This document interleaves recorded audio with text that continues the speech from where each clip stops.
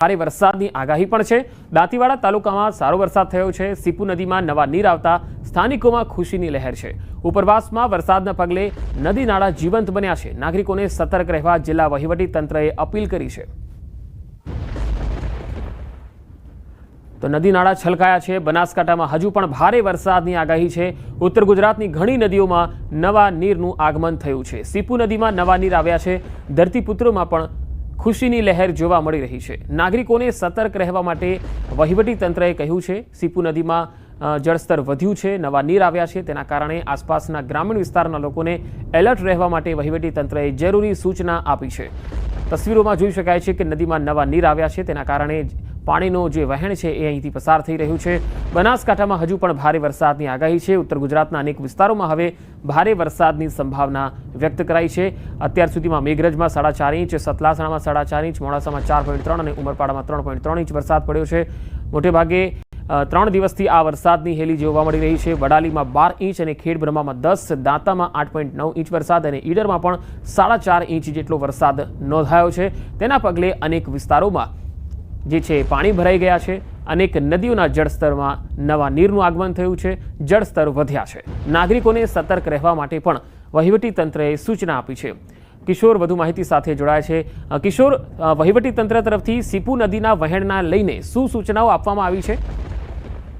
ચોક્કસથી બનાસકાંઠાની અંદર જે વરસાદ વહેલી સવારથી પડી રહ્યો છે, તે ઉપરાંત ઉપરવાસમાં રાજસ્થાનમાં જે ભારે વરસાદ પડ્યો છે તેને લઈને જે બનાસકાંઠાના પાંથાવાડા અને જાત પાસેથી પસાર થતી સીપુ નદીમાં પણ વહેણ આવ્યા છે અને સીપુ નદીમાં વહેણ આવતા અત્યારે તો ખેડૂતોમાં જે છે તે ખુશીનો માહોલ જોવા મળી રહ્યો છે। કારણ કે આ એ વિસ્તાર છે જે વિસ્તારની અંદર 800 થી 1000 ફૂટે જે ભૂગર્ભ જળ પહોંચ્યા છે અને નદીમાં વહેણ આવતા અત્યારે તો વહીવટી તંત્ર પણ એલર્ટ બન્યું છે અને વહીવટી તંત્ર દ્વારા નદીના વહેણમાં ના જવા માટે સૂચનાઓ પણ આપવામાં આવી છે। પંકજ।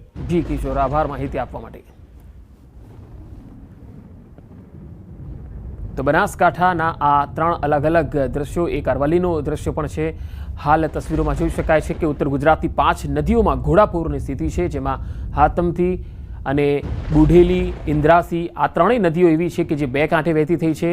હાથમતી, બુઢેલી અને ઇન્દ્રાસી આ 3 નદીઓ જે છે 2 કાંઠે છે। બાલારામ નદીમાં પણ ઘોડાપૂર છે। અંબાજીની ઉકાનચલી નદીમાં પણ નવા નીર આવ્યા છે। ઉત્તર ગુજરાતમાં અરવલ્લી, સાબરકાંઠા, બનાસકાંઠા જિલ્લામાં ભારે વરસાદને પગલે નદીઓમાં ઘોડાપૂરની સ્થિતિ જોવા મળી। ભિલોડાની 3 નદીઓમાં હાલ સ્થિતિ વધી છે।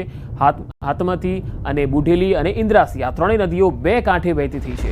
બનાસકાંઠામાં છેલ્લા ઘણા સમયથી સૂકી ભટ્ટ પડેલી બાલારામ નદીમાં પણ ઘોડાપૂર જેવા દ્રશ્યો જોવા મળ્યા, જેના કારણે દાંતીવાડા ડેમમાં પાણીના જથ્થાનો વધારો જોવા મળી રહ્યો છે।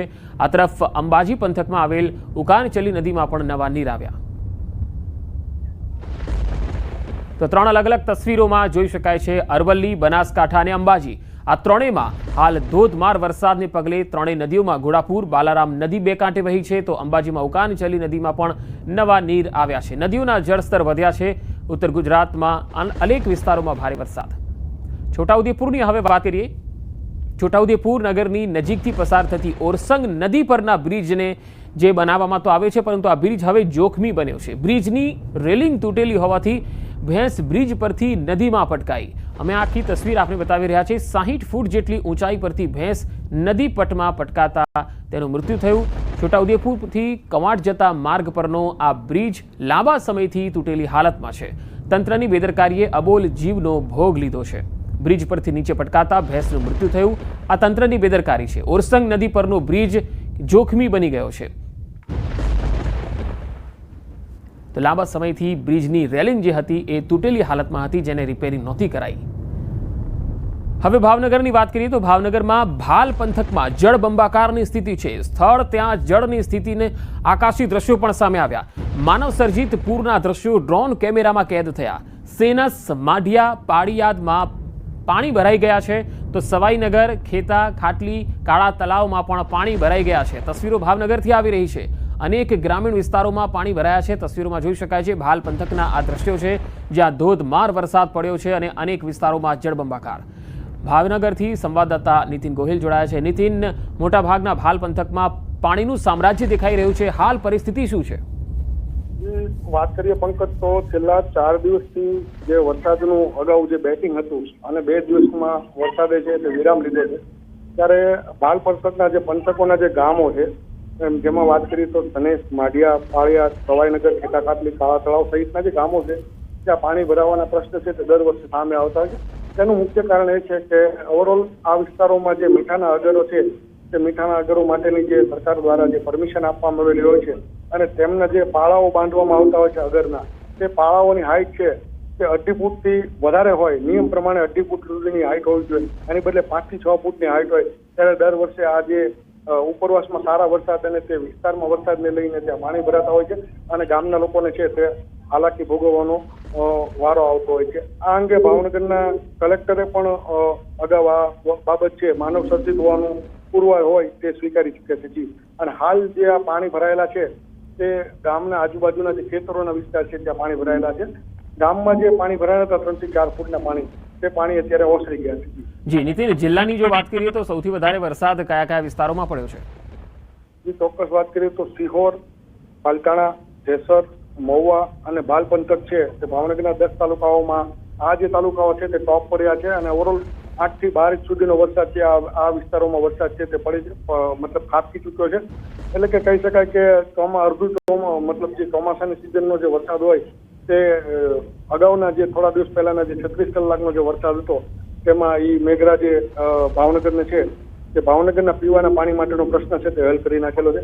ખાસ કરીને વાત કરીએ તો જે શેત્રુંજી ડેમ છે તે ઓવરફ્લો થઈ ગયો છે, એટલે ભાવનગરને 1 વર્ષ માટે પીવાનું પાણી છે તેની ચિંતામાંથી અત્યારે હાલ પ્રજાજનો છે તેને મુક્તિ મળી છે. જી નીતિન, આભાર માહિતી આપવા માટે. તો ભાલ પંથકથી આ તસવીરો આવી રહી છે જેના આકાશી દ્રશ્યો તમે જોઈ શકો છો. ચારે તરફ પાણી જ પાણી જોવા મળી રહ્યું છે. હવે સાબરકાંઠાની વાત. સાબરકાંઠામાં મેઘરાજાએ બોલાવ્યા ભૂક્કા. વડાલીમાં 24 જ કલાકમાં 12.2 ઇંચ જેટલો વરસાદ પડી ગયો. વડાલીમાં ફક્ત 14 કલાકમાં જ 12 ઇંચ વરસાદ થયો. વડાલીમાં ગઈકાલ બપોરે 4 વાગ્યાથી વરસાદે જોર પકડ્યું અને જિલ્લામાં મોડી રાત્રે મેઘરાજાએ ધમાકેદાર બેટિંગ કરી. રાત્રે ખેડબ્રહ્મા અને વડાલીમાં ધોધમાર વરસાદ પડ્યો. ખેડબ્રહ્મામાં 24 કલાકમાં 10 ઇંચથી પણ વધુ વરસાદ થયો, તો વિજયનગરમાં 3 ઇંચ, તલોદમાં 2.6 ઇંચ અને પ્રાંતિજમાં 1.8 ઇંચ જેટલો વરસાદ નોંધાયો હતો, જેના પગલે સાબરકાંઠાના અનેક તાલુકાઓમાં પાણી ભરાઈ ગયા છે. તસવીરો આવી રહી છે સાબરકાંઠાથી. વધુ માહિતી મેળવીએ. સંવાદદાતા ઈશાન પરમાર જોડાયા છે. ઈશાન, સાબરકાંઠામાં હાલ શું સ્થિતિ છે વરસાદને લઈને? પંકજ, ચોક્કસ સાબરકાંઠા જિલ્લામાં સૌથી વધુ વરસાદ પડ્યો હોય તો એ વડાલી તાલુકામાં પડ્યો હતો. વડાલી સહિત ગામડા વિસ્તારમાં ધોધમાર વરસાદના કારણે અનેક જે નાની મોટી નદીઓ છે નદીઓમાં પાણી પૂરની પરિસ્થિતિ સર્જાઈ હતી. તમે દ્રશ્યોમાં જોઈ શકો છો તે પ્રમાણે અત્યારે હાલનો જે પાણી છે પાણીનો પ્રવાહ પણ અત્યારે અવિરતપણે ચાલુ છે. જે જગ્યાએ જે તળાવ એક જ વરસાદમાં અમુક જગ્યાએ તો તળાવ એક જ વરસાદમાં ભરાઈ ગયા હતા.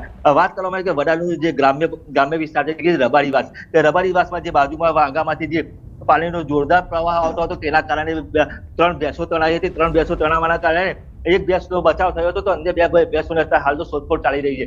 એટલે કે પશુધનને પણ આ જે વરસાદના કારણે નુકસાન થયું હતું. તો આ ઉપરાંત ખેડબ્રહ્માની વાત કરીએ તો ઉપરવાસ તો વધુ વરસાદના કારણે ખેડબ્રહ્માની હરનાવ નદી છે એ અત્યારે હાલ તો ગાંધીદૂર બની છે ને 2 કાંઠે વહી રહી છે. જી પંકજ. જી ઈશાન, ખાસ ખેડૂતોને લઈને જો વાત કરીએ તો આ વરસાદ ખેડૂતો કઈ રીતે તેને જોઈ રહ્યા છે, કેટલો ફાયદો થઈ શકે પાકને?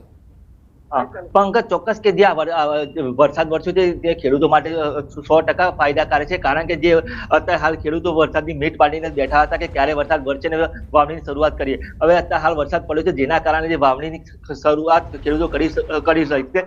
નોંધનીય છે કે જે અત્યારે હાલ 1-2 દિવસ ઉગાડ નીકળ્યા બાદ જે ખેડૂતો ખેતર ખેડશે અને ત્યારબાદ મગફળી, બાજરી અથવા તો કપાસનું વાવેતર કરશે અને તેના કારણે ખેડૂતોને આ વરસાદના કારણે ફાયદો થશે. ઈશાન, સાબરકાંઠાની કઈ કઈ નદીઓ છે જે 2 કાંઠે વહી રહી છે, નવા નીર આવ્યા હોય? પંકજ, ચોક્કસ કે સાબરકાંઠાની જે નદીઓ છે નદીઓની વાત કરીએ તો જે હરનાવ નદી છે, બુઢેલી નદી છે, તો આ ઉપરાંત અનેક નદી નાળા છે. સાબરમતી નદી આ તમામ જે નળી અને નાળાનું પાણી સીધું સાબરમતી નદીમાં મળતું છે. એટલે કહી શકાય અહીંયાથી સાબરમતી નદીમાં થઈ ધરોઈ ડેમમાં જશે તો ધરોઈ ડેમમાંથી પણ પાણીની આવકમાં વધારો થઈ શકે તેમ છે. પંકજ. જી ઈશાન, વહીવટી તંત્ર તરફથી કોઈ સૂચના જારી કરાઈ છે ભારે વરસાદને લઈને? ચોક્કસ કે હવામાન વિભાગે જે સૂચના કરી હતી જેના કારણે વહીવટી તંત્ર દ્વારા પણ જે ખેડબ્રહ્માની જે હરનાવ નદી છે તેના આસપાસના વિસ્તારોને ગામને સચેત કરવામાં આવ્યા છે. આ ઉપરાંત જે નદી કાંઠાના જે ગામો છે ગામને સતર્ક રહેવા માટેની પણ સૂચના આપવામાં આવી છે. જી ઈશાન, આભાર માહિતી આપવા માટે. તો 2 દિવસના વિરામ બાદ વલસાડમાં પણ ફરી વરસાદી માહોલ જામ્યો છે. વહેલી સવારથી જ જિલ્લાના કેટલાક વિસ્તારોમાં છૂટો છવાયો વરસાદ પડી રહ્યો છે. વલસાડ, પારડી, ધરમપુરમાં મેઘરાજાએ મહેર કરતા ખેડૂતોમાં ખુશીનો માહોલ છે. તો વલસાડથી આ તસવીરો આવી રહી છે. પારડી, ધરમપુર, વલસાડ, વાપી સહિતના વિસ્તારોમાં ધોધમાર વરસાદ સવારથી જ શરૂ થઈ ગયો છે. વરસાદી માહોલ જામતા લોકોને ગરમીથી રાહત મળી ગઈ છે. 2 દિવસનો વિરામ હતો અને ત્યારબાદ હવે ફરી એકવાર વરસાદ શરૂ થયો છે.